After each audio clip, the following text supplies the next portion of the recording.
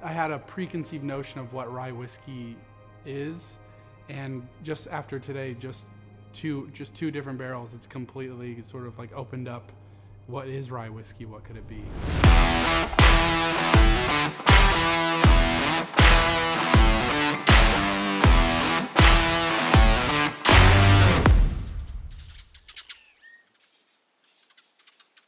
I'm Brendan O'Rourke. I'm the site lead for Tuthilltown Spirits, and we're here at our distillery in Gardner, New York. We are the first whiskey distillery since Prohibition.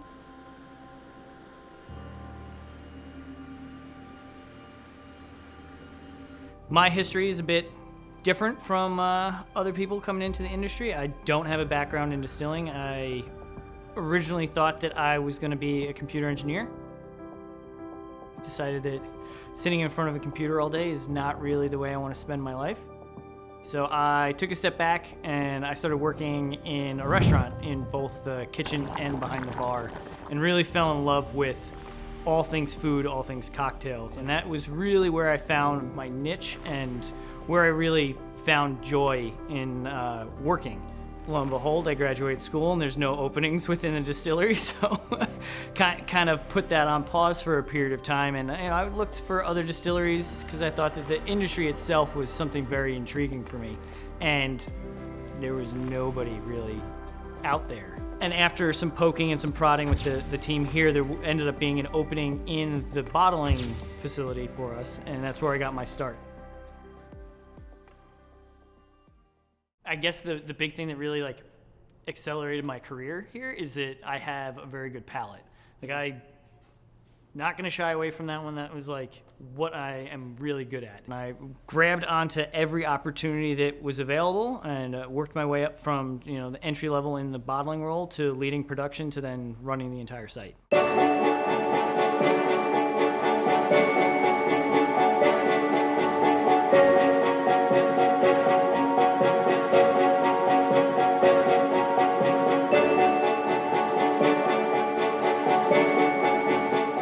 We do checks on new make on every distillation. We do checks on the blend once it's in the tank.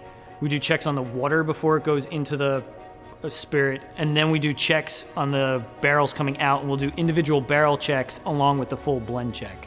This goes back to cooking. It's you start with crap ingredients, you can't get good food out on the back end. So you have to look at quality the whole way through. Spirits in general just tend to have that effect on people and their psyche. It's always consumed at a time of extreme happiness, extreme loss. It is that thing that connects us.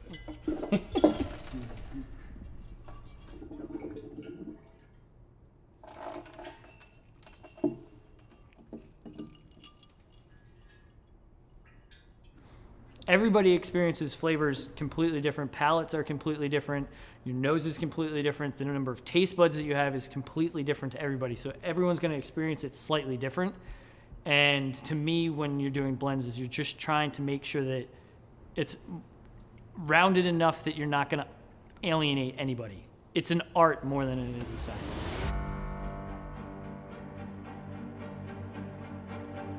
The distilling industry as a whole is very energy and raw material heavy. It is, an industry that uses a lot, but can be done in a very manageable way. Water is a big thing that we don't have an infinite supply of, despite what everybody wants to think. And it just seemed like we could be doing better. Normally, when you get casks in, you'll look to test them for leaks with water. And we found that, as we started increasing the number of casks on site and the volume of casks, that we were using exponentially more water. So we've switched from using just warm water to steam in the casks to ensure that we're going from, about a 50-gallon usage per barrel to less than a gallon. Yeah, we're making whiskey for generations to come. This is product that, I could be laying down now that kids are in middle school. They're gonna taste this for the first time when they're able to drink. I may not be working here anymore. I may be handing this on to distillers that work for me now, and it's gonna be up to them to, continue this tradition on, but I have to give them the best liquid now that I can give them.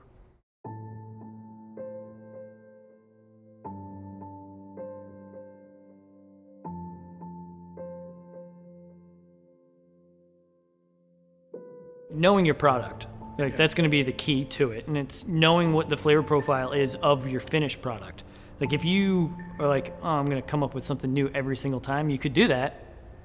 The market's not going to like it. Like you want a consistent product going out every single time, so you're going to aim for that same flavor profile every single time.